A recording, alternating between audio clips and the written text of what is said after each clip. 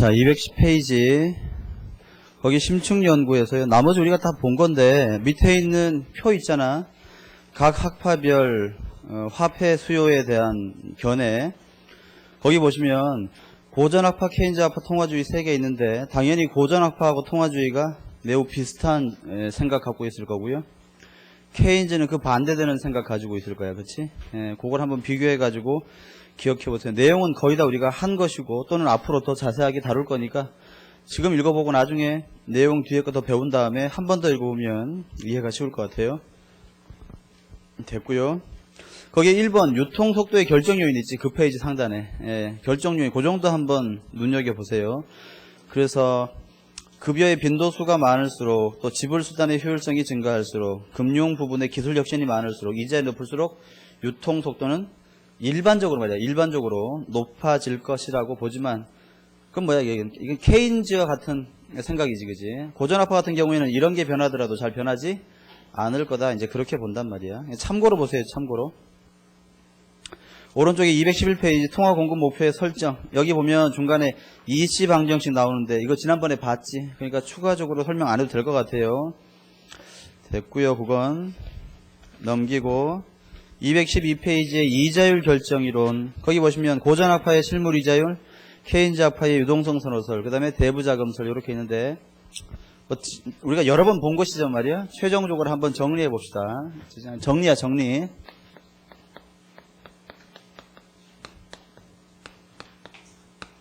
이자율 결정과 관련해서 첫째,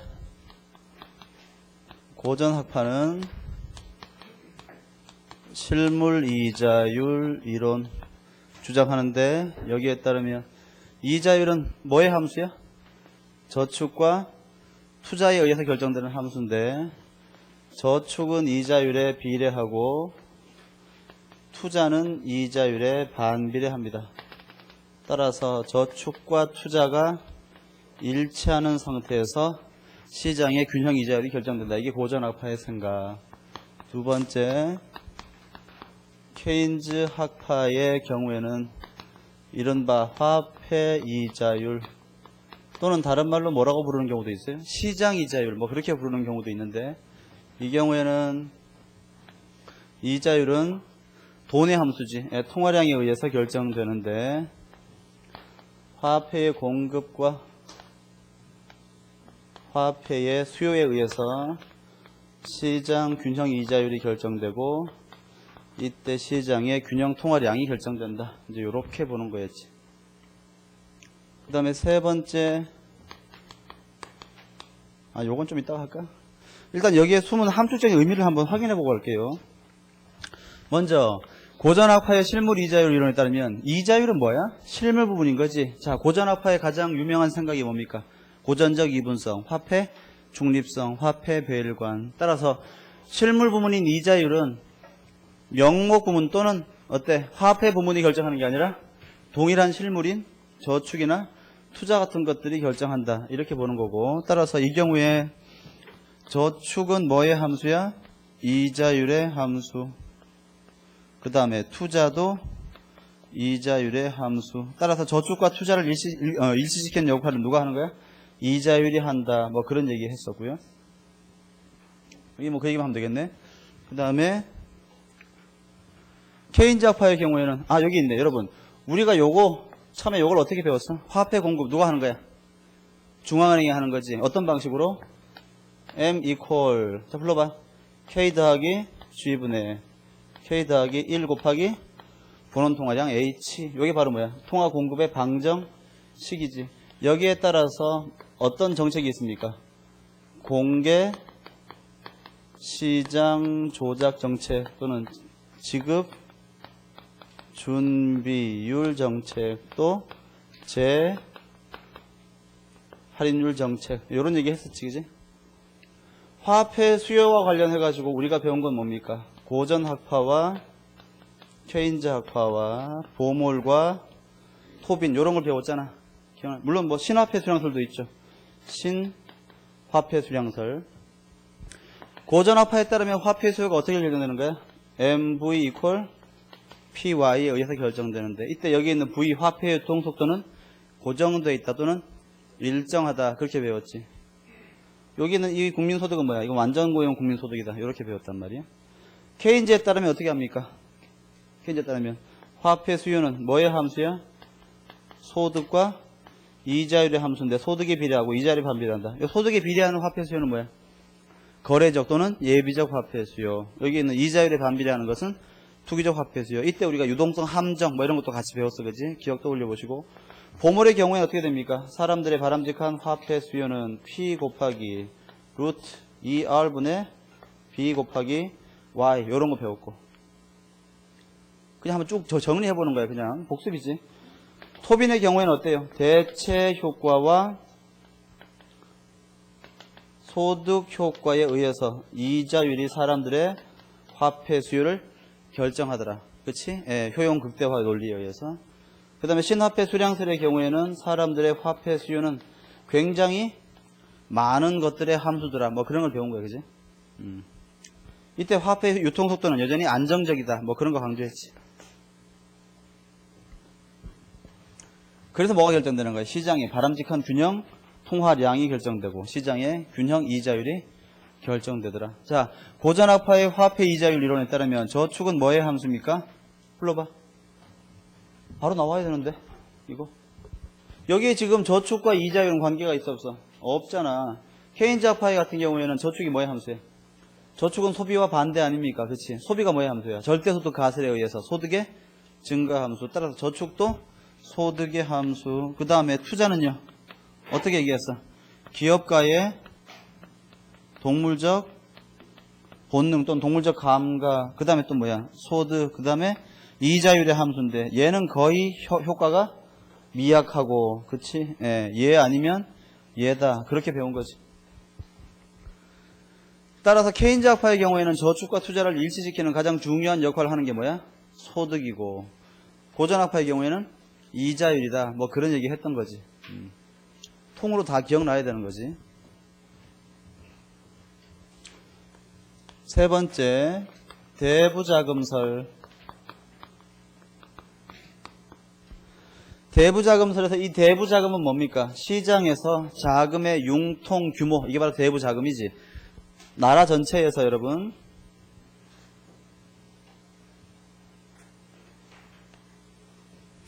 나라 전체에 돈 빌려주고 빌려 쓸 수 있는 총 규모, 즉 대부자금의 전체가 거래되는 시장을 대부자금 시장이라고 하고 대부자금 시장에서 대부자금의 규모, 이 대부자금 시장에서 이자율이 결정된다고 보는데 이때 여기에는 대부자금의 공급, 여기는 대부자금의 수요. 이렇게 해서 대부자금의 수요와 공급이 만나는 곳에서 시장 균형 이자율이 결정되고 거기서 시장의 대부자금의 바람직한 규모, 요게 결정된다라고 보는 것이 대부자금설이죠. 이때 대부자금의 공급은 뭐가 결정해? 대부자금의 공급이 뭐야? 돈 빌려줄 수 있는 여력을 증가시키는 요인이지. 자, 개인들이 저축을 많이 하면 어때요? 은행에 돈이 풍부해지겠지. 그러면 빌려줄 수 있는 여유 자금이 많아질 거 아닙니까? 두 번째, 중앙은행이 시중에다가 돈을 많이 풀었어. 그럼 어때? 빌려줄 수 있는 돈의 절대적인 크기가 증가하겠지. 저축과 화폐 공급, 이게 바로 대부자금의 공급에 해당되는 거지. 대부자금의 수요는 그 반대겠죠. 뭐야? 투자와 대부자금의 화폐 수요가 대부자금의 수요가 될 거야. 요렇게 본다 그 말이야.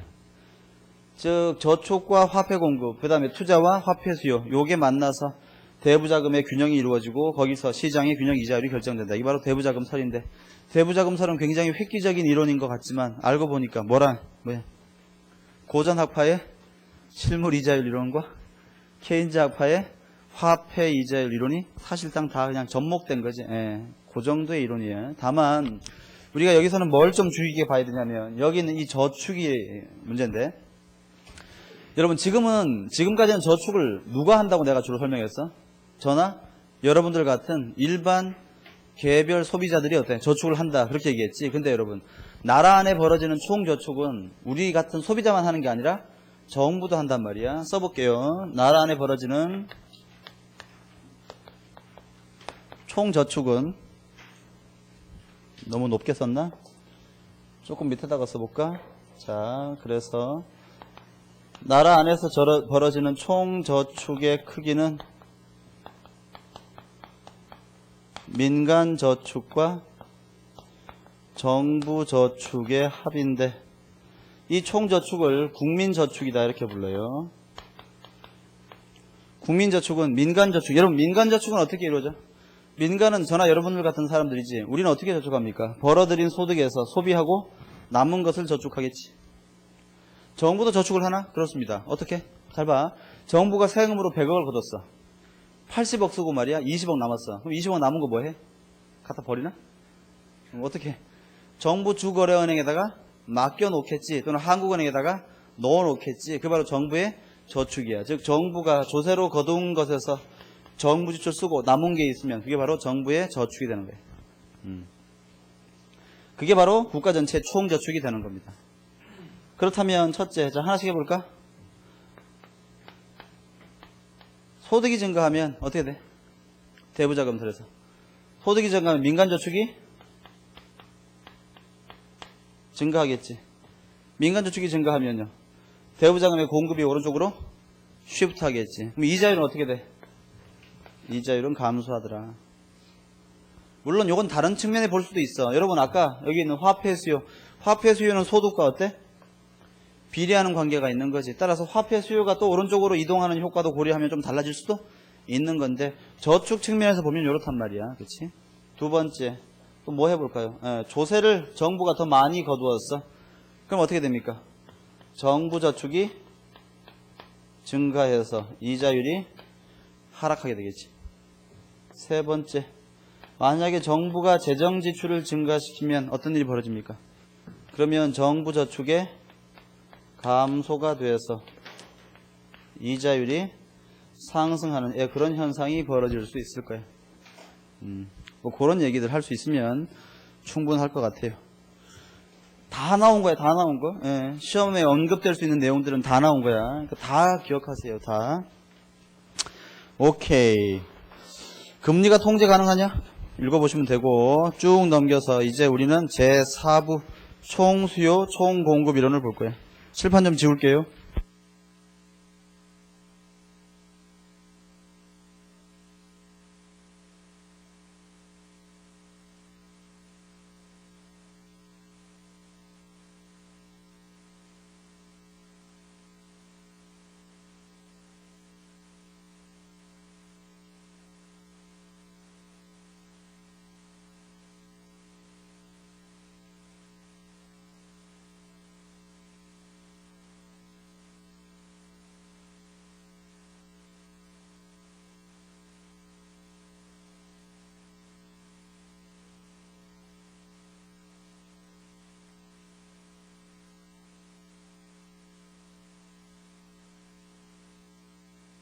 제9부를 보시면 제4부의 첫 번째 페이지를 보시면 9장, 10장, 11장 3개의 챕터가 있는데 9장에서 ISLM 모형 배우고요.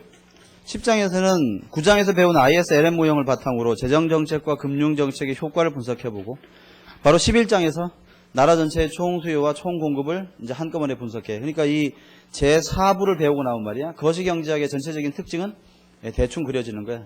흔히 얘기하는 말로 경제학 수강생이 건방져지기 시작하는 시점이 이제 요 4부를 배우고 난 다음부터지. 알 것 같거든. 아침에 이제 신문 기사도 대충 분석이 되고 뭐 이렇게 향후 경제 전망을 이제 논할 수 있는 잠재적 역량을 키우는 그런 시기가 되는 거예요. 나름대로 보람을 느끼는 시기이기도 하죠. 9장을 볼 텐데 들어가기 전에 전체적인 시장 개관하고 볼 건데 어느 쪽을 참고할 건가 하면 262페이지 하단에 보시면 ISLM, ADAS의 이론 체계라는 거 있잖아. 그걸 좀 간단하게 설명을 해볼게요. 오른쪽으로 약간 좀 길게 그림을 그릴 것 같아. 많이는 아니고. 자, 먼저 한 나라에 모든 생산물이 거래되는 생산물 시장이 있다고 해볼게요. 생산물 시장은 완제품이 거래되는 시장이지. 자, 생산물 시장에서는 어떤 일이 벌어져? 첫째, 나나 여러분들 같은 사람이 생산물 시장에서 물건 사다가 쓰면 그걸 뭐라고 불러요? 소비라고 부르지. 기업이 생산물 시장에서 다른 기업의 물건을 사다가 쓰면 그걸 뭐라고 불러? 투자 이렇게 부르고, 정부가 생산물 시장에서 물건 사다가 쓰면 그거 뭐라고 부릅니까? 정부 지출 이렇게 부르고, 외국 사람들이 우리나라 생산물 시장에서 물건을 사다 쓰면 그걸 뭐라고 불러요? 수출. 우리나라 국민이 국내 생산물 시장을 외면하고 해외 생산물 시장에서 물건을 사오면 그걸 수입 이렇게 부르잖아. 예, 생산물 시장에서는 저와 같은 일들이 벌어져. 이 생산물 시장의 균형을 나타내주는 곡선이, 이 생산물 시장의 균형을 나타내주는 곡선이 이게 IS 곡선이죠. IS 곡선. IS 곡선은 어떻게 그리냐 하면 이자율과 소득 평면에 일반적으로 우하향하는 그림으로 이렇게 그려져요. 여기 바로 IS 곡선이에요.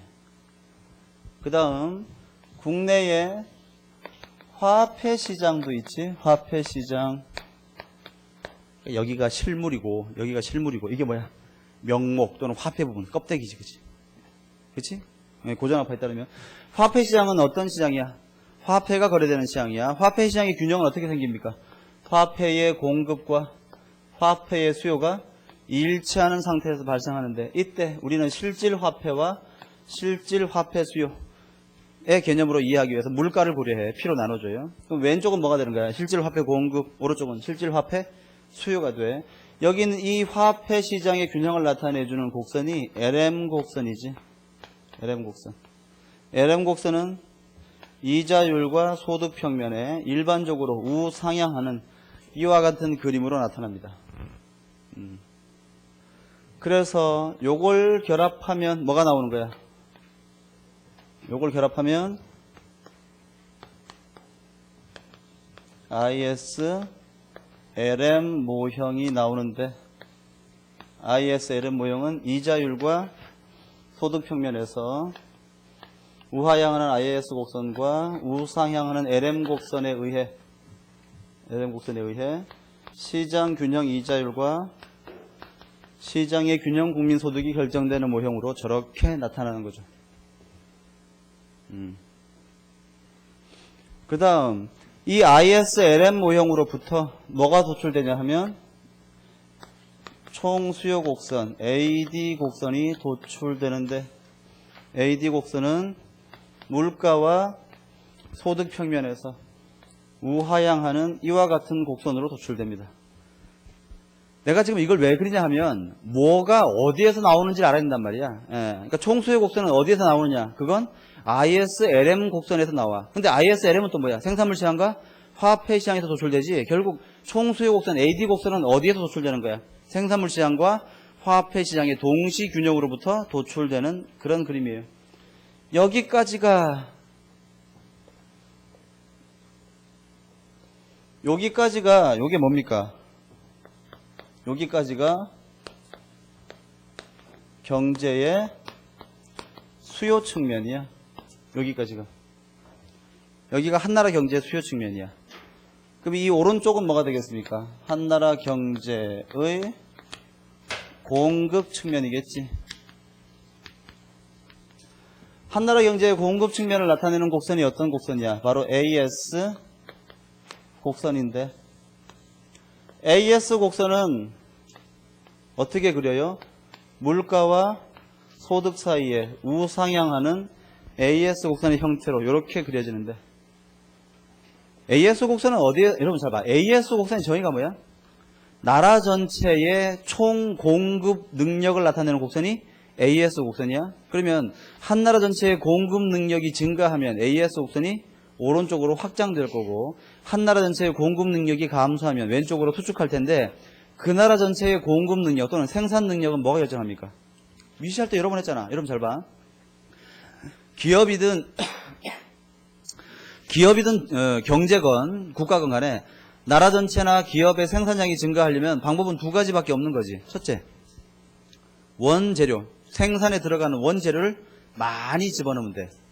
두 번째, 생산에 들어가는 원재료가 일정하다고 하더라도 만드는 기술이 좋은 기술로 바뀌면 되는 거지. 그치? 따라서 나라 전체의 총 생산 능력을 나타내는 이 곡선을 결정하는 요인은 두 가지야. 첫째, 그 나라의 기술 수준.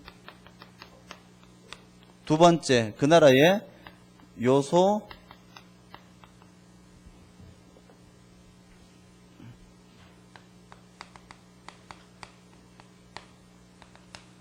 고용에 따라 달라지는데, 그 나라의 기술 수준을 우리가 뭐로 알 수 있습니까? 그건 바로 생산 함수를 가지고 알 수 있고, 생산 함수는 어떻게 표시해? y equal f l k 이렇게 표시하죠. 한 나라 전체 요소 고용량은 어디에서 결정됩니까? 그건 요소는 노동과 자본이 있으니까 노동시장과 자본시장에서 결정되는 거 아니야? 그렇지?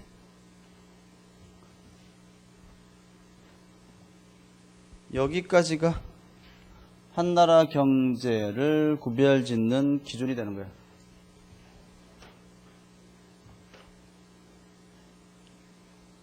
그래서 얘 둘을 종합하면, 얘랑 얘를 종합하면 어떤 그림이 나오는 겁니까?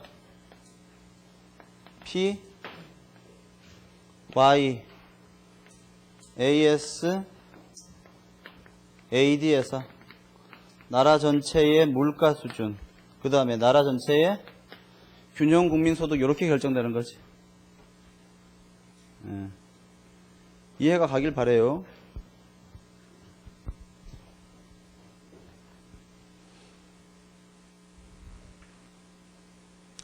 자, 그럼 봅시다. 예를 들어서 여기만 G.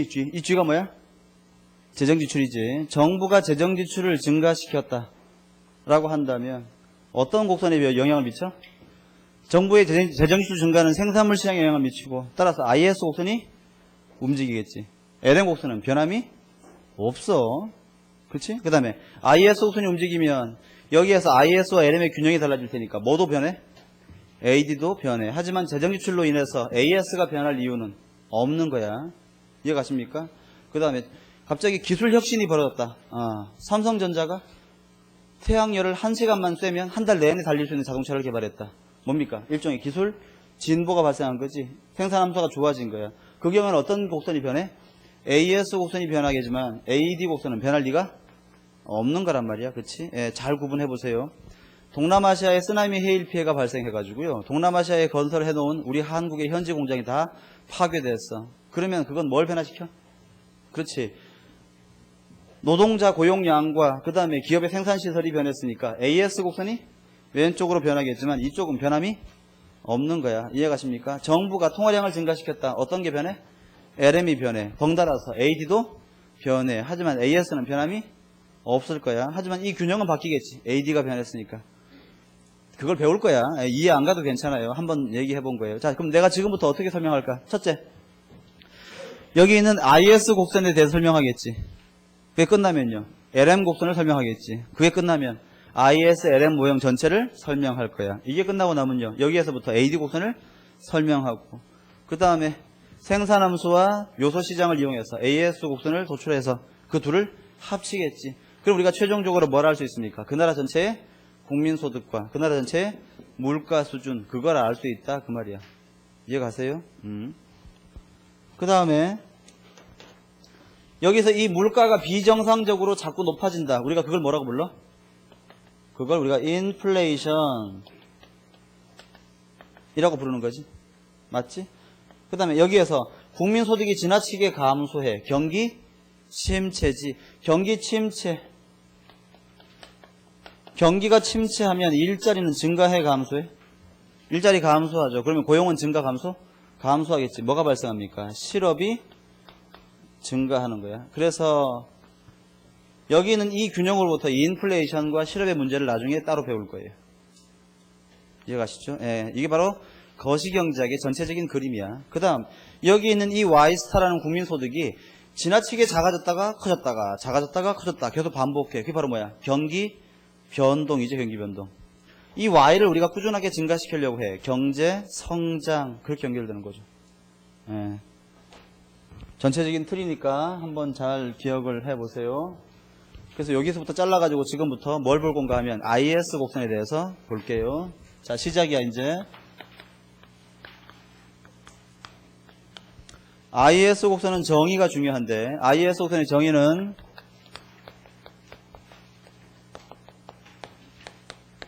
생산물 시장의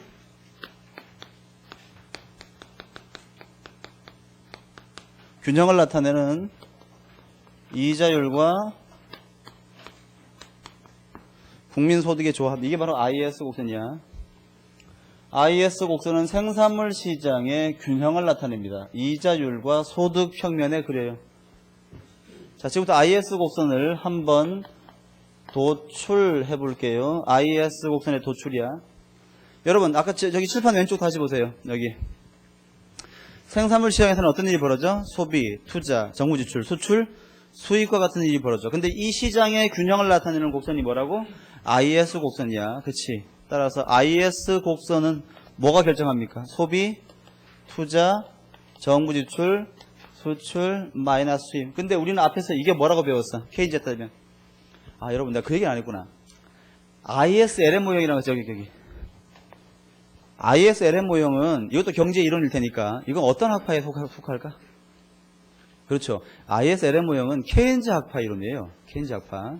즉 케인즈의 제자라고 할 수 있는 사람 중에 힉스와 한센이라는 경제학자가 있는데 이 사람들이 케인즈의 경제 이론을 조금 쉽고 보편적으로 설명하기 위해서 고안한 개념이 ISLM 모형이야. 그러다 보니까 ISLM 모형은 케인즈 이론을 설명하는 데는 굉장히 효과적이야. 근데 상대적으로 통화주의 학파나 고전학파 이론을 설명하는 데는 약간 좀 불편해요. 게다가 이제 가끔 이제 질문도 많이 하는데 고전학파 이론을 ISLM 모형으로 설명하다 보면요 이상하게 뭔가 좀 악유가 잘 안 맞아떨어지는 그런 케이스가 종종 있는데 그건 원래부터 ISLM 모형이 누구를 위한 옷이야? 이건 케인즈 학파를 위한 옷이기 때문에 그런 거야. 그러니까 고전학파 몸에는 잘 안 맞는 거지. 예. 세고전학파의 경우에는 더 몸에 안 맞을 수도 있고 막 그런 거야. 예. 기본적으로 케인즈 학파 이론이야. 따라서 우리가 앞에서 뭘 배웠습니까? 얘네들은 뭐야? 곧 국민소득과 같은 거지. 이게 바로 뭐야? 케인즈의 유효수혜의 원리였어요. 여기에 따를 때 자 옛날에 했던 거 한번 써볼까? 자 C는 어떻게 결정됩니까? C 오랜만이네 그지? 자 C 뭐야? 기초소비 더하기 C는 한계 소비 성향 곱하기 Y. 이게 바로 뭐야? 케인즈의 절대소득 가설. 여기에 조세가 없는데 만약에 조세가 있다면 어떻게 돼? 세금 내고 써야 되니까 가처분 소득의 함수로 요렇게 나타내야 되겠지. 예. 그 다음 투자 기억나십니까? 투자는 뭐랑 뭐의 합이야? 독립투자 I0와 소득에 의해 유발되는 유발투자 스몰 i 곱하기 y. 이때 스몰 i가 뭐야? 유발투자 계수. 그 다음 정부지출 G는요 어떻게 됩니까? 이거 우리가 결정하는 거 아니라 그랬지. G0로 일정. 수출도 우리가 결정하는 거 아니지. 외국 사람들이 결정해. X0로 일정. 하지만 수입은 얘기가 다르다 그랬죠. M0 더하기 스몰 m 곱하기 y. 여기에 스몰 m은 뭡니까?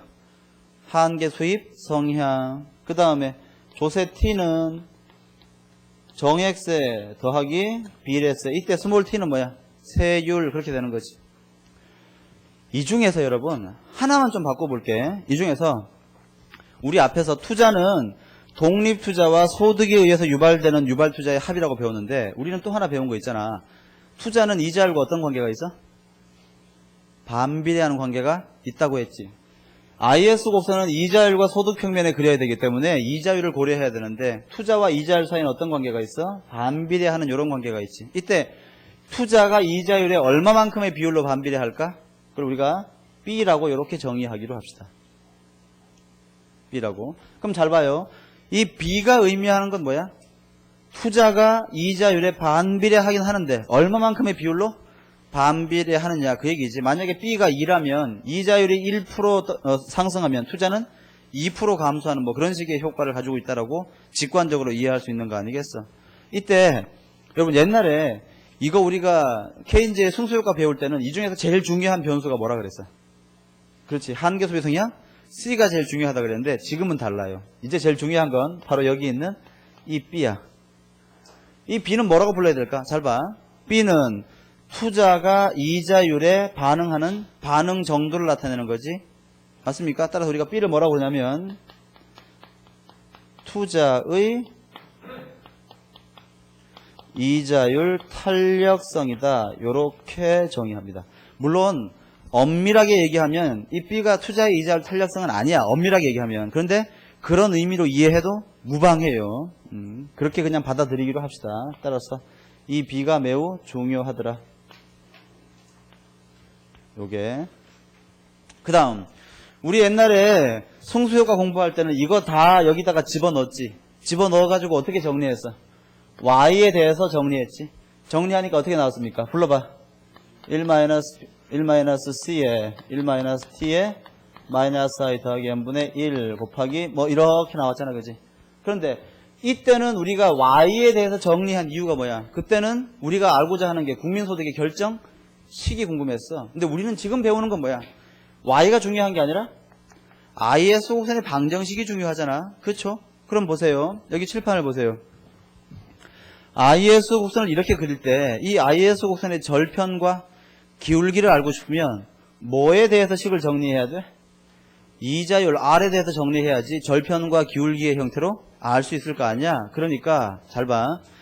여기 있는 이 값들을 이 속에다가 다 집어넣고 Y 이퀄 해가지고 쭉 쓰면 중간에 Y 이렇게 들어가고 또 중간에 뭐가 들어가 있어? R 뭐 이렇게 들어갈 텐데 그전에는 Y에 대해서 정리했지. 지금은요 뭐에 대해서 정리해야 돼? R에 대해서 정리해야 되는 거야. 그래야지만 뭐가 나옵니까? IS의 절편과 기울기를 알 수 있단 말이야. 그래서 요걸 다 지우고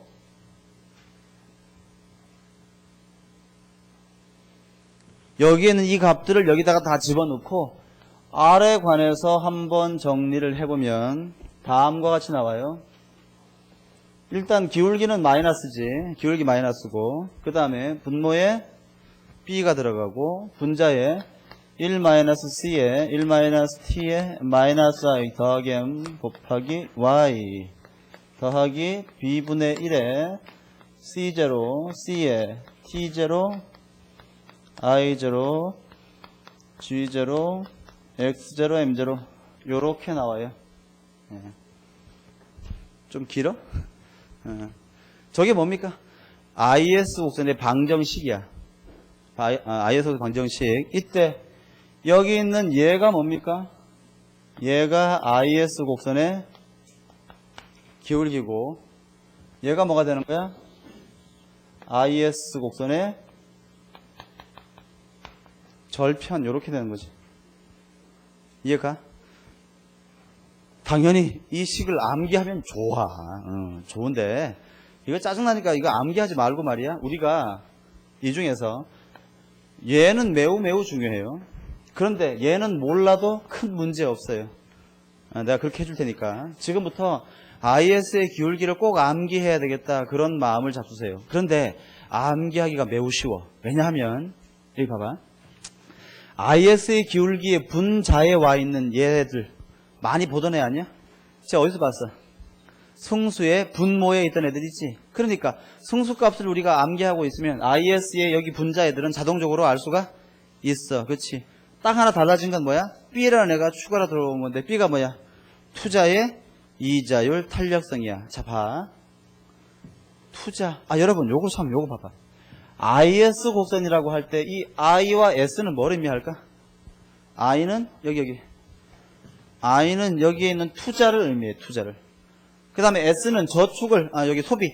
S는 저축, 세이빙을 얘기하는데 저축은 소비와 반대되는 거지. 그러니까 이 속에 숨어있는 저축과 투자가 일치하는 상태를 IS 곡선이 나타내는 거야. 그렇게. 그런데 봐요. 투자의 이자율 탄력성이야. 우린 탄력성 알고 싶으면 뭘 튀겨봐야 돼? 공을 튀겨봐야 되는 거지. 그런데 여기 있는 이 IS 곡선을 그림으로 그리면 어떤 식의 그림이 나오겠습니까? 여기에 이자율, 여기에 소득했을 때 이와 같은 그림이 나올 텐데 요게 뭐가 되는 거야? IS의 절편, 요게 IS의 기울기 그렇게 나올 텐데 투자의 이자율 탄력성을 알고 싶으면 공을 튀겨보면 되잖아. 그렇지? 공이 많이 튀겨질수록 투자의 이자율 탄력성이 커지겠지. 그러면 IS의 기울기는 더 작아지는 것이야. 따라서 투자의 이자율 탄력성, 투자의 이자율 탄력성과 IS의 기울기는 반비례하는 것은 너무나 당연한 거야. 맞아? 탄력성, 공, 기울기, 작아짐. 이해감? 응? 도출한 거야 지금. 자, 두 번째. 그래서 IS 기울기 특정 요인에 대해서 한번 살펴보면 여러분 어떻게 하면 IS 곡선의 기울기가 증가할 수 있을까요? 첫째 여러분 여기서 제일 중요한 게 이거야. 뭐라고 이게? 투자의 이자율 탄력성. 투자의 이자율 탄력성이 어떻게 돼야 되는 거야? 작아져야지 IS의 기울기가 증가해요. 두 번째, IS 기울기의 분자값 뭐라고 저게? 승수의 분모에 있던 거야. 그러면 승수값의 크기와 IS의 기울기는 비례 반비례? 당연히 반비례하겠지. 따라서 승수값이 클수록 작을수록 IS의 기울기는 증가할 거야. 세 번째, 좀 더 구체적으로 물어볼 수 있겠지. 자, 여기에 있는 마이너스 붙어 있는 소비하고 또 마이너스 붙어 있는 투자. 소비 성향과 유발 투자 개수가 커지면 IS의 기울기는? 이게 어려워 이게? 얘가 커지고 얘가 커진대. IS의 기울기는? 물론 절대값으로. 이 부호는 무시하고 말이야. 절대값으로 얘기하는 거야 지금. 절대값으로. IS의 기울기의 절대값은? 그렇지. 예. 한계 소비 성향과 얘가 증가하려면 얘가 작아져야지. 얘가 작아지거나 유발 투자 개수가 작아지면 IS의 기울기가 증가하는 거지. 말이 헷갈리려나? 기울기의 절대값. 그러자. 기울기의 절대값. 네 번째. 얘 뭐야? 세율. 그 다음에 M은 한계 수입 성향. 이거 둘 다 어떻게 해야 돼? 커져야 되겠지. 얘 커지고 얘 커지면 IS의 기울기는 증가하는 거예요. 맞지? 그 다음 세 번째, IS 곡선의 이동 요인에 관해서 좀 볼 건데, 여러분 한번 봐. 이게 뭐라고? IS 곡선의 절편이에요. 절편. 여기 봐봐. 요게 IS 곡선의 절편 아닙니까? 맞아? 한번 봐. 절편이 커져. 그럼 IS 곡선 위로 올라가겠지. 그럼 마치 오른쪽으로 쉬프트 하는 것 같은 그런 느낌이 들 거 아니야? 맞아? 그 다음 절편이 작아지면요. IS 곡선은 좌측 이동하는 것 같은 느낌이 들 거야. 그럼 여기 보세요. 소비, 투자, 정부 지출, 수출이 증가하면 IS 곡선은 우측 이동. 맞지? 조세, 수입, 그 다음에 소비의 반대인 저축 등등이 커지면 IS 곡선은 좌측 이동. 그렇게 이해하면 돼. 근데 방금 얘기했던 건 뭐야? 주입과 누출의 차이지. 국민소득을 증가시키는 주입 요인 또는 생산물 시장의 규모를 크게 만드는 요인이 증가하면 IS 곡선은 우측 이동. 생산물 시장의 규모를 작게 하는 요인이 발생하면 좌측 이동. 그렇게 기억하면 돼. 그러면 써볼게요. IS 곡선의 이동 요인. 그래서 소비, 투자, 정부 지출, 수출 등등이 커지거나 아니면 저축, 조세, 수입이 작아지면 어떻게 됩니까? IS 곡선이 우측으로 이동하겠죠. 요와 같이 YR IS에서 요와 같은 형태로. 이해가? 됐지?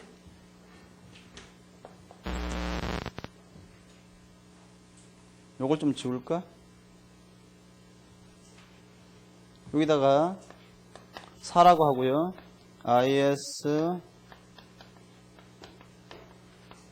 곡선이 가지고 있는 의미에 관해서 볼게. 자, 여기 봅시다. 여기 이자율, 여기 소득.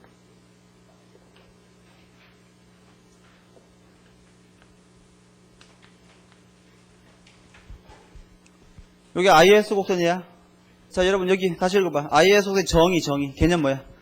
생산물 시장의 균형을 나타내는 이자율과 소득의 조합이야. 그러면 여기는 이 IS 곡선 상에 있는 각각의 모든 점에서 뭐가 이루어진다는 얘기야? 생산물 시장이 균형이다 그 말이지. 그러면 혹시 이런 점이나 이런 점은 생산물 시장의 균형이 아닐까? 그렇겠지. 시장의 균형이 아니면 둘 중에 하나 아니야. 초과 공급이거나 초과 수요겠지. 자, 우리가 궁금한 건 이거야. IS 곡선상에 있는 모든 점에서 생산물 시장이 균형이면 A점이나 B점은 불균형일 텐데, 불균형이라고 하는 것은 초과 공급이나 초과 수요를 얘기해. 그럼 여기가 초과 공급이고 여기가 초과 수요거나 여기가 초과 수요고 여기가 초과 공급이거나 둘 중에 하나 아니겠습니까? 그렇지? 어느 쪽일까? 이럴 땐 찍어봐야 돼. 찍어야 돼. 무조건 찍는 거야. 왜? 찍었는데 틀렸다. 어때? 충격이 크겠지. 기억이 오래 남을 거야. 그렇지? 찍었는데 맞았다. 그럼 외울 필요 없잖아. 시험장 가가지고 또 찍으면 되니까. 그렇지? 예. 찍어볼수록 좋은 거예요. 연습, 엑서사이즈는 좋은 거야. 누가 한번 찍어봐. 자네 찍어봐. 찍는데 말이야. 자네 마음이 흐르는 대로 찍으면 맞을 것 같아, 내 생각에. 자, 여기가 초과 공급일까? 여기가 초과 공급일까? 놀랍단 말이지. 맞췄단 말이야. 예. 여기가 말이야 초과 공급이고 여기가 초과 수요야. 왜 그런지 볼게. 거의 말도 안 되는 걸 말이지. 막 윽박 질러가지고. 자, 여러분, 소득이 Y0일 때는 생산물 시장의 균형을 이루려면 이자율이 얼마여야 돼? 바로 요 점에서 이자율이 R0 수준이어야 되죠. 그렇지? 근데 지금 A점 상태에서는 이자율이 어때? 바람직한 수준보다 너무 높잖아. 그치? 자, 봐. A점 상태에서는 이자율이 바람직한 수준보다 너무 높아. 이자율이 굉장히 높으면 사람들이 소비를 많이 할까? 저축을 많이 할까? 저축을 더 하면 훨씬 더 이자 수입이 커지니까 이자율이 높아지면 사람이 저축을 많이 하겠지. 소득은 일정한데 저축을 많이 하면 소비를 줄일 거 아닙니까? 그럼 바람직한 수준보다 이자율이 높다는 얘기는 바람직한 수준보다 저축이 너무 많다는 얘기고, 그 말은 바람직한 수준보다 소비가 너무 작다는 얘기야. 소비가 너무 작으니까 물건이 생산물 시장에서 너무 많이 팔려? 적게 팔려? 적게 팔리지. 물건이 안 팔리고 쌓여 있습니다. 물건의 초과 공급 상태가 된다, 그런 뜻이야. 예, 여기가 excess supply가 되는 거죠. 이해가십니까? 아래쪽은 그 반대라고 이해하시면 되겠습니다. 아래쪽은 생산물 시장의 초과 수요, excess demand를 의미하더라. 그런데 경제학에 등장하는 대부분의 곡선은요, 시장 균형을 의미해요. 따라서 곡선 위쪽과 아래쪽은 초과 수요거나 초과 공급인 경우가 많은데, 대개는 말이야, 일반적으로는 대개는 위쪽이 초과 공급인 경우가 굉장히 많아. 그렇다면 이따가 LM 곡선 배울 텐데, LM 곡선은 정의가 뭘까? 화폐 시장의 균형을 나타내는 이자율과 소득의 조합. 이게 바로 LM 곡선일 텐데, LM 곡선 위쪽과 아래쪽은 화폐 시장의 초과 수요 아니면 초과 공급일 거야. 위쪽이 초과 공급일까? 아래쪽이 초과 공급일까? 놀랍단 말이지. 또 맞췄어. 위쪽이 초과 공급이 될 거야. 왜 그런지는 이따가 설명할게요. 자, 다 했어요. 자, 칠판 보세요. 지금 우리가 뭘 했냐 하면 IS 곡선의 정의를 쓰고 난 다음에 도출했고요. 기울기 결정 요인, 이동 요인, 그 다음에 상방과 하방의 의미, 그렇게 파악한 거야. IS LM 모형은 시험에 출제 가능성은 120%지. 이건 무조건 나오죠. 그러니까 하나도 빼먹지 말고 다 알아야 돼. 왜냐하면 출제가 많이 돼 왔고 늘 중요시 돼 왔던 파트는 말이야, 어렵게 나올 가능성이 많아. 워낙 기출 문제가 많이 쌓여 있으니까. 그러니까 언급될 수 있는 모든 토픽을 다 알아야 되는 거야. 다. 하나도 뺄 거 없습니다. 다 정리하셔야 돼요. 됐어요. 책을 볼게요. 263페이지. 아니야, 이걸 LM도, 미안합니다. 이 LM을 하고 한꺼번에 보는 게 좋아. 미안해요. LM까지 하고 한꺼번에 볼게요. 칠판을 좀 지워야 되겠는데. 이거 지워도 되죠, 이제?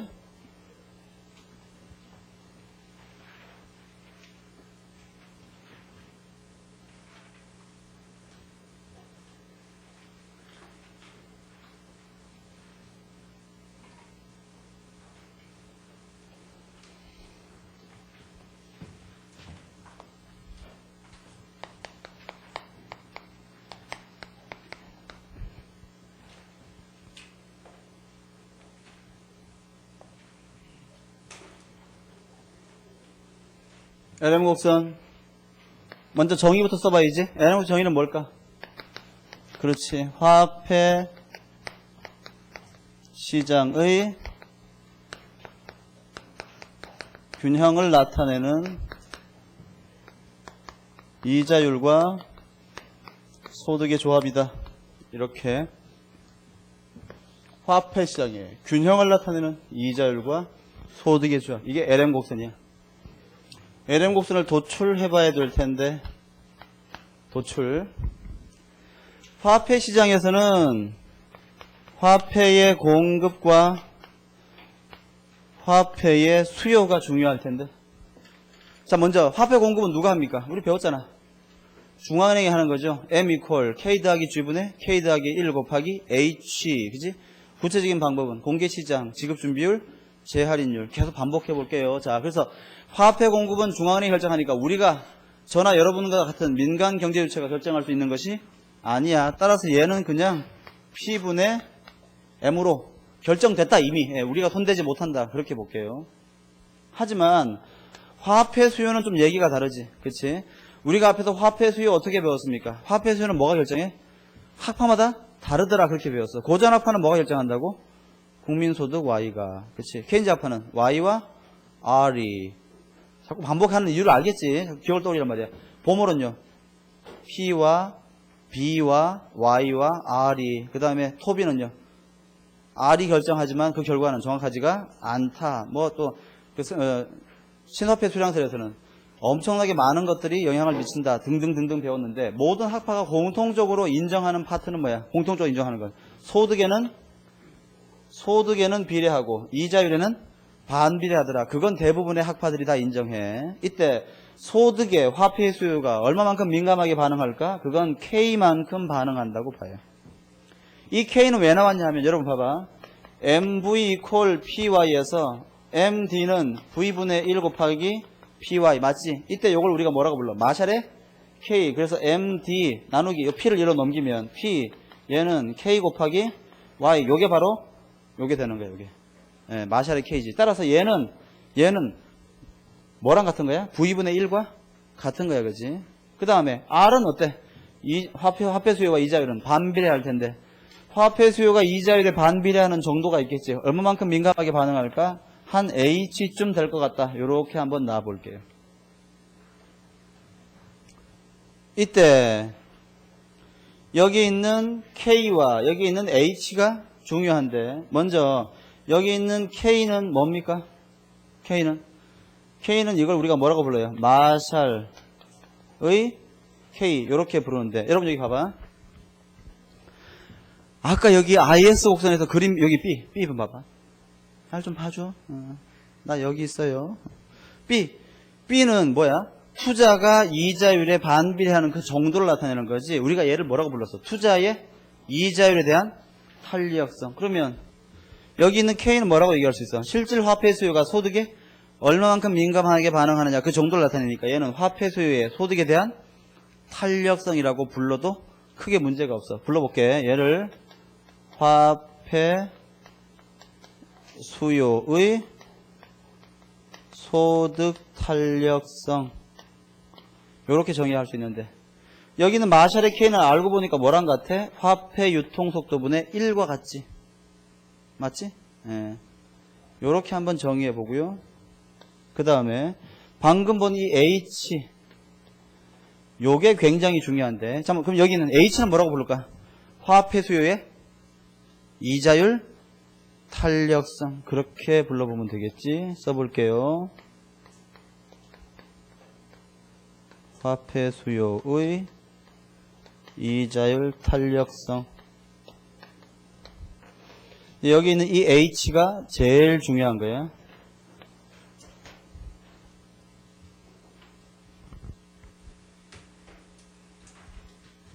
그래서 이걸 결합하면 어떻게 됩니까? 얘가 화폐 공급, 얘가 화폐 수요니까 어떻게 돼요? P분의 M equal K 곱하기 Y, H 곱하기 R 이라는 식이 나오고 요 식으로부터 기울기와 절편의 형태로 알아야 되잖아. 그치? 뭐에 대해서 정리해? R에 대해서 정리하면 그치? 자 어떻게 됩니까?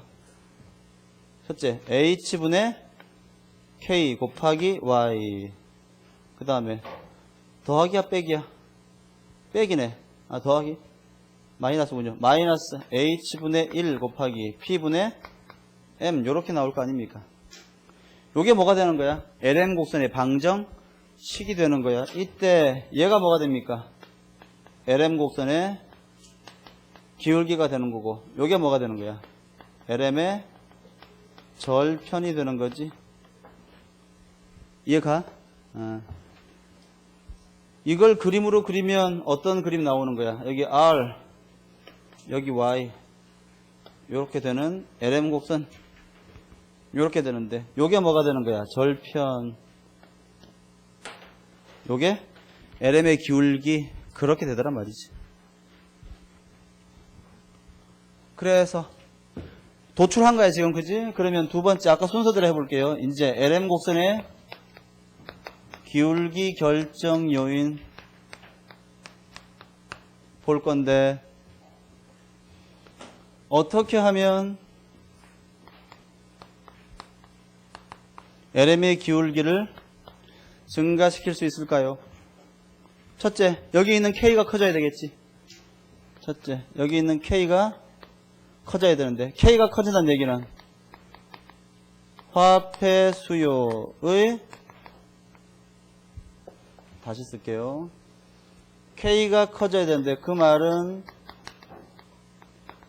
화폐 수요의 소득 탄력성이 커져야 되거나, 세 번째, 화폐 유통 속도 V가 어떻게 돼야 되는 거야? 작아져야 되겠지. 됐어? 네 번째, 뭐가 어떻게 돼야 돼? 화폐, H 써줄게. H 뭡니까 얘가? 화폐 수요의 소득 탄력성, 얘가 어떻게 되는 거야? 감소해야 되겠지. 이 중에서 제일 중요한 게 뭐야? 바로 요거예요. 아까 여기 IS의 기울기에서는 뭐가 제일 중요한 거야? 이게 제일 중요한 거지. 투자의 이자율 탄력성.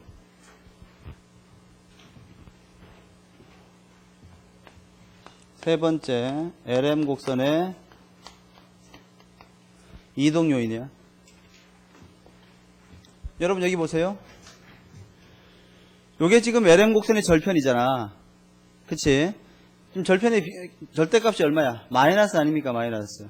그치? 그럼 자 해볼게. 소득이 커지면 LM 곡선의 절편의 절대값이 커지겠지.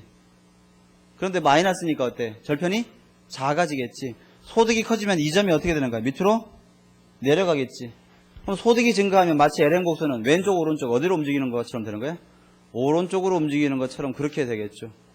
그 다음 물가가 상승하면 그 반대로 왼쪽으로 이동하는 그런 효과가 발생할 거란 말이야. 다시 한번, 통화량이 증가하면 우측으로, 통화량이 감소하면 좌측으로 움직여요. 그러니까 복잡하니까 이렇게 한번 생각해 보세요. LM 곡선의 이동 요인은 말이야. 여러분 잘 봐. LM 곡선 뒤에다가는 늘 P분의 M이라는 숫자를 써버릇하세요. 그게 굉장히 좋아. 자, P분의 M이 뭐야? M은 뭐야? 시장에서의 통화량. 그럼 물가로 나누면 실질 통화량 또는 실질 화폐량이지.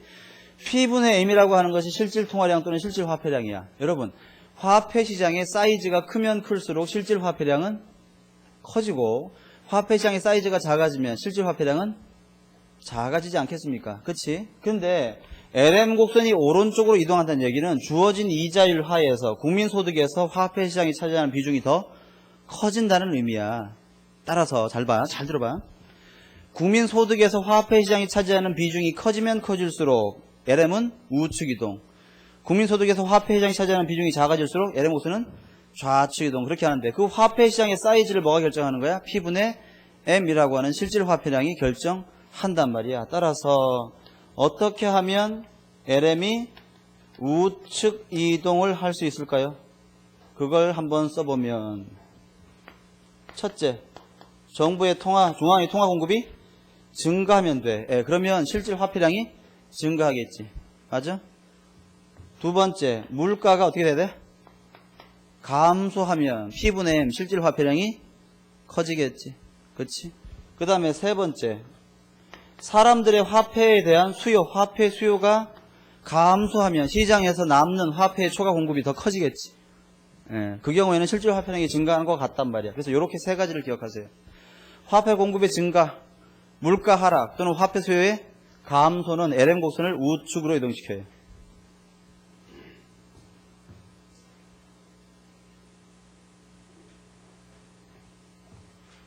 마지막으로 네 번째,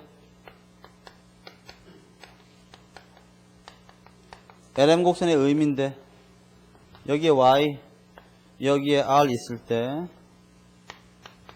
LM 곡선이 이렇게 있다면 LM 곡선의 정의가 뭐야?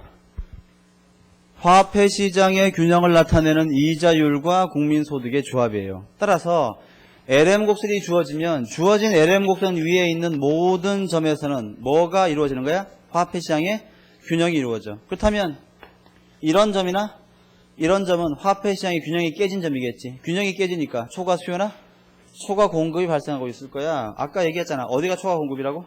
A점이 초과 공급, B점이 초과 수요야. 왜 그런지 볼게요. 자, 만약에 국민소득이 Y0이면 화폐 시장의 균형을 이루기 위해서는 이자율이 얼마가 돼야 돼? R0가 돼야 되는 거지. 그런데 A점에서는 이자율이 어때? 너무 높아. 이자율이 너무 높으면 화폐 수요는 이자율이 너무 높대. 화폐 수요는 너무 작은 거 아닙니까? 반비례하니까. 화폐 수요가 너무 작으니까 어때? 화폐 초과 공급이 발생하는 거지. 따라서 여기다가 써볼게요. 여기가 초과 공급 excess supply, 그 다음에 여기는 초과 수요 excess demand, 이렇게 얘기하면 될 거예요. 당연하잖아. 자, 다시 한번 확인해 볼게. 나는 LM 곡선의 정의를 언급한 다음에 LM 곡선을 도출했습니다. 그 다음 LM 곡선의 기울기 결정 요인, 이동 요인, 상하방의 의미 등등을 확인해 봤어. 왼쪽과 오른쪽 하나도 빼먹을 게 없어요. 특히 주의해야 될 건 첫째, 아까 IS 곡선의 기울기 결정과 관련해 가지고 투자의 이자율 탄력성과 IS 곡선의 기울기는 비례 반비례? 반비례했어. 그 다음에 여기 요 얘기 안 했구나. 여러분, 여기는 이 LM 곡선에서 L과 M은 뭘 의미해? IS에서 I는 뭐라고? 투자. S는 저쪽. 여기 있는 L은 뭐야 그러면? 이건 liquidity preference, 즉 유동성 선호를 얘기하는 거야. 즉 케이슨 입장에서 이 L은 화폐 수요를 의미해요. 화폐 수요. M은 뭐야? monetary supply, 화폐 공급. 따라서 얘는 화폐 수요와 화폐 공급이 일치한다는 의미를 가지고 있어요. 그렇다면 여기는 LM 곡선에서는 제일 중요한 변수가 뭐라고? 화폐 수요의 이자율 탄력성. 이 화폐 수요의 이자율 탄력성의 크기와 LM 곡선의 기울기는 비례 반비례? 반비례 하는 거야. 자, 잘 봐. 그럼 정리해 볼게. 투자의 이자율 탄력성과 IS의 기울기는 반비례해요. 그 다음 화폐 수요의 이자율 탄력성과 LM 곡선의 기울기도 반비례합니다. 그걸 꼭 기억하셔야 돼요. 자, IS와 LM 곡선이었어요. 이제 이 두 곡선을 한번 만나게 해볼게요. 요거 지우고.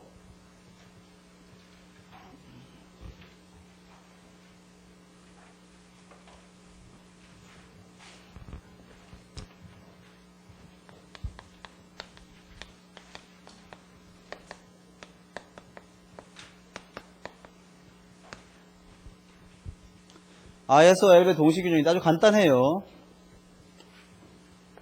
자, Y, 여기 R. 일반적으로 우하향하는 IS 곡선과 일반적으로 우상향하는 LM 곡선. 이때 균형점을 E, 이때의 국민소득을 Y0, 이때 이자율을 R0라고 해봅시다. 자, IS 곡선의 정의가 뭐라고? 생산물 시장의 균형을 나타내는 이자율과 소득의 조합. 이 생산물 시장의 균형을 나타내는 IS 곡선 속에는 어떤 시장들이 다 포함되어 있어? 모든 생산물 시장이니까 어떤 현상들이 다 포함되어 있습니까? 소비, 투자, 정부지출, 수출, 수입. 여기에는 소비와 투자와 정부지출과 수출과 수입이 다 포함되어 있는 거지. 그 다음에 여기에 LM은요, 실질화폐 공급과 실질화폐 수요가 여기에 있는데, 요걸 쓰는 것보다, 미안합니다. 아까처럼 그냥 P분의 M 실질화폐량을 이해하는 게 낫겠네. 요렇게 된단 말이야. 자. 그럼 여기는 이 점에서는 어떤 일이 벌어지는 거야? 국내 생산물 시장과 화폐 시장이 모두 다 균형을 이루고 있는 거야. 자, 하나씩 볼까? 정부가 재정 지출을 증가시켰어요. 확대 재정 정책을 펼쳤어. 우리 경제에 어떤 영향을 미칩니까? 이 G가 커지면 IS가 어디로 움직여? 오른쪽으로 움직이지. 저기 했잖아. 아까 이동요인. 기억해보세요. IS가 오른쪽으로 이동해. 그럼 어떤 일이 벌어져? 국민소득은 증가하고 이자율은 상승하게 되는 거지. 예를 들어서 정부가 서울에서 부산까지 경부 고속철도를 5년 계획으로 약 한 10조 원을 투자해서 건설하기로 결정하고 올해부터 사업에 착수했다. 그럼 정부 지출이 폭발적으로 증가하겠지. 예, 그러면 이런 현상이 벌어지는 거야. 그 다음 미래 경제가 굉장히 불황일 거라는 사람들의 불안한 심리 때문에 시장에서 소비가 굉장히 위축됐다. 우리 경제에 어떤 영향을 미칩니까? 소비가 위축되면 C가 감소하면 IS가 좌측 이동, 국민소득은 감소하고 이자율은 하락하겠지. 정부가 조세를 증가시키면 여기에 안 나타나있지만 조세는요 누출이지. 조세 증가하면 IS는 좌측 이동, 국민소득 감소하고 이자율을 하락시킬 거야. 동남아시아의 한류 열풍 때문에 한국 상품에 대한 인기가 굉장히 좋아졌어요. 우리 경제에 어떤 영향을 미쳐? 수출이 증가하겠지. 얘가 우측 이동, 국민소득은 증가하고 이자율 상승. 중동에서 전쟁이 발발했지. 그래 지금 맨날 이스라엘하고 말이야 막 이렇게 싸워. 어떻게 돼? 우리의 석유 수입 비용이 증가하겠지. 예. 수입 비용이 증가하면 어떻게 됩니까? 석유 수입, 그건 좀 복잡하니까. 그건 이거 말고 AS를 고려해야 되겠네. 미안합니다. 그건 좀 이따가 하는 게 좋겠어. 복잡하니까. 그럼 다른 것부터 해볼게. 또 뭐가 있어? 값싼 중국산 물건의 수입이 폭발적으로 증가했다. 우리 경제에 어떤 영향을 미치는 거야? 소득이 감소하고 이자율이 감소한다. 그 다음 정부가 통화량을 증가시켰다. 그렇게 하지 말고 좀 복잡하게 할게. 정부가 공개시장에서 국공채를 매입했어요. 매입. 어떤 일이 벌어져? 매입했으니까 그 대가로 통화량을 풀어야 되겠지. 그러면 통화량이 공급이 증가. 그러면 LM 곡선이 우측 이동. 정부의 중앙은행의 국공채 매입으로 국민소득은 증가하고 이자율은 하락할 거다. 뭐 그런 것들. 또는 지급준비율을 인상시켰대. 중앙은행이. 어떤 일이 벌어져? 지급준비율을 인상하면 통화승수가 감소하지. 그럼 동일한 본원통화라고 하더라도 통화량이 감소할 테니까 LM이 좌측 이동, 소득 감소하고 이자율 상승. 그런 식으로 다 분석할 수가 있다 그 말이야. 뭐 어떤 게 있었나? 최근에는 어떤 게 있나요? 예를 들어서 얼마 전에 한국은행이 콜금리를 인상시켰지.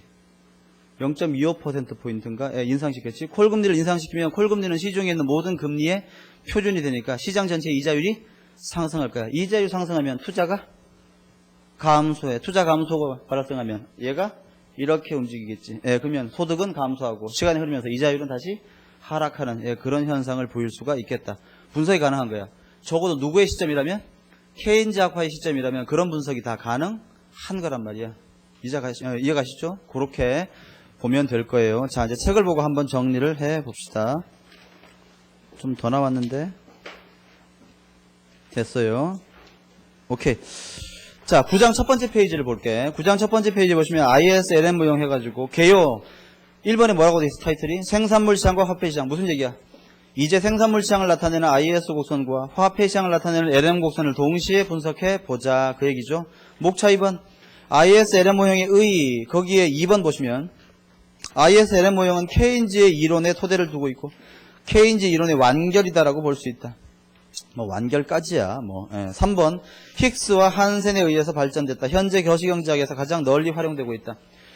현재까지 IS, LM을 대체할 만한 획기적인 거시경제 모형은 아직까지 없는 게 사실이긴 하지만 나중에 배울 텐데 세고전학파 거시경제학의 시각에서는 IS, LM 모형을 좋아하지 않고요. 쓰지 않습니다. 그러니까 내가 하는 얘기지만 루카스 누구야? 세고전학파지, 그지? 루카스가 쓴 거시경제학 교재에는요, IS, LM이 한 번도 안 나와요. 처음부터 끝까지. 그러니까 이걸 부정하고자 하는 거야. 그렇지? 아직까지 대한민국에서는 케인즈언이 득세니까. 됐어요. 페이지 넘기고 262페이지 그림 읽어보시면 되겠죠? 그 아래쪽 그림은 설명한 거야. 그지? 약간 다르게 설명했지만 자, 오른쪽 갈게. IS 먼저 개념 뭐야? 생산물 시장의 균형을 나타내는 이자율과 소득의 조합이다. 일반적으로는 우하향하는 형태를 띈다. 이렇게 돼 있고 밑에 보시면 도출해가지고 그림을 이용하는 방법이라고 되어 있죠. 한 장 넘겨보세요. 265페이지 오른쪽 페이지 보시면 IS 곡선의 수학적 도출이라는 게 있지. 잘 봐. 지금 우리 교재는 말이야 IS 곡선을 그림으로도 도출해보고 수학적으로도 도출해봤는데 둘 중에 하나로 이해하면 충분하지만 내 생각에는 그림을 통한 도출보다는 수학적 도출이 훨씬 더 중요해요. 그림을 통한 도출은 그냥 한 번 읽고 잊어버리면 돼. 자, 왜 그런지 봐봐.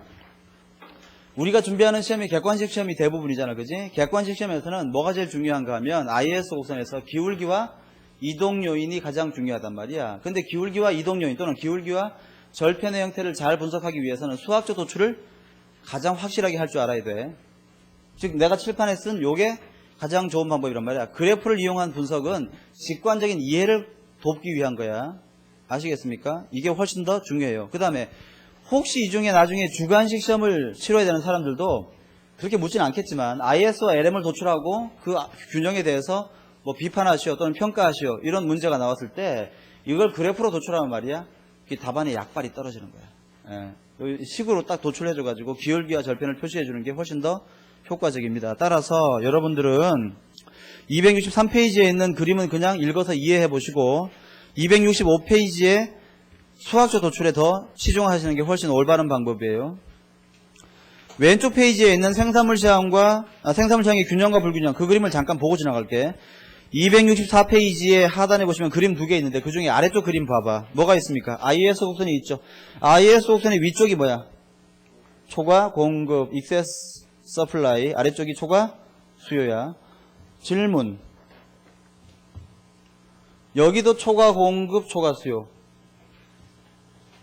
여기도 초과 공급, 초과 수요. 같은 거야, 다른 거야? 완전히 다른 거지. 잘 봐. IS 곡선은 어떤 시장이야? 생산물 시장. 따라서 여기에서 얘기하는 초과 공급은 생산물 시장의 초과 공급. 여기는 초과 수요. 어떤 상태입니까? 시장에 물건이 안 팔리고 쌓여있는 상태. 여기는 모자라가지고 난리인 상태. 여기는 어떤 시장이야? 화폐 시장. 화폐 시장의 초과 공급은 뭡니까?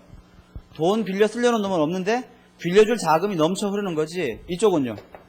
돈 서로 빌리려고 지금 난리인 상태란 말이야. 그러니까 여기에 지금 excess supply demand는 똑같은 표현 되어 있지만 의미가 완전히 다른 거야. 오해하면 안 돼. 됐습니다. 265페이지 갑시다. 과정은 제가 아까 설명 다 드렸죠. 제일 하단으로 가세요. 아 잠깐만. 265페이지에 그 박스를 봐봐. 박스. 박스에 보면 여러 가지 Y, C, T 등등 있는데 거기에 그 빨간색 박스로 투자가 좀 표시가 되어 있지. 거기에 보면 어떻게 돼 있어 투자가? I0 마이너스 B 곱하기 R. 제가 칠판에 쓴 거하고 비교했을 때 뭐가 없어? 소득에 따른 유발 투자가 없네. 그러니까 이따가 그 책 하단에 보면 IS의 기울기를 표시했을 때 뭐가 빠져 있겠어? 유발 투자 개수가 빠져 있겠지. 이게 들어가야 되는 거야. 이해가세요? 자, 하단에 있는 제일 마지막 식을 볼게. 자, 이자율 R equal 마이너스에. 자, IS의 기울기 한번 불러볼까? B분의 1 마이너스 2에 1 마이너스 T 더하기 M 뒤에다가 마이너스 I 들어가야 되는 거지, 그지? 절편은 별로 중요한 게 아니라 그랬어. 그래서 국민소득의 증가 요인은 IS를 우측이동, 감소 요인은 좌측이동. 그렇게 기억하면 돼요. 됐죠? 그 다음에 그 IS 곡선의 기울기를 결정하는 요인에 대해서 267페이지에 자세하게 설명이 되어 있는데 이미 우리가 다 한 것이니까 확인해 보시면 될 것 같아요. 그 다음에 267페이지에 거기 작은 복차 2번 보시면 IS 곡선의 기울기와 관련하여 가장 논란의 대상이 되는 것은 B이다 되어 있는데 거기다가 별표 크게 한 3개 치세요. 그리고 그걸 내가 한 15분쯤 있다가 설명할 거야. 예. 됐죠? 왼쪽 페이지에 있는 참고들은 그냥 여러분들이 읽어보시면 되고 이건 이따가 내 설명 듣고 보면 아무것도 아니야. 그 다음에 267페이지 하단에 또 다른 참고가 있지. 이 참고가 너무 많아. 이게. 유발 투자 개수와 IS 곡선의 기울기인데 별거 아니야. 이제 7번 보세요. 아주 간단한 거야. 이거 뭐 따로 참고라고 쓸 것도 없지. 요게 뭐야? 소득에 따른 유발 투자지. 자, 요게 없는 경우하고 있는 경우하고 다시 한번. 요게 있는 경우하고 없는 경우. 있는 경우, 없는 경우. IS 곡선의 기울기는 커질까 작아질까? 잘 봐. 이게 있느냐 없느냐가 IS 곡선의 기울기에 미치는 효과는 여기에는 스몰 i가 있느냐 없느냐 차이밖에 없는 거야. 자, 답해봐. 유발 투자를 고려했을 때보다 유발 투자를 고려하지 않으면 거꾸로 할게. 유발 투자를 고려하지 않았을 때보다 유발 투자를 고려하면 IS의 기울기는 작아지는 거지. 또는 더 완만 또는 평평한 형태가 될 거다. 그 얘기하는 거예요. 이 복잡하게 쓸 필요가 전혀 없는 거야. 최초부터 아예 모형을 완벽하게 짜놓으면 되는 거지. 됐죠? 넘길게요. 268페이지 IS 곡선의 이동. 복잡해, 그지? 이거 다 외울 필요 있을까?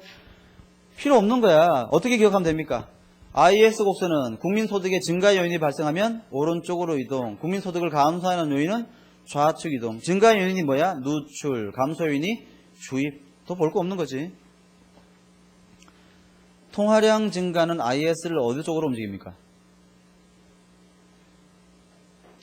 통화량을 증가시키면 IS는 어디로 움직여? 안 움직이는 거지. 관계 없는 거야.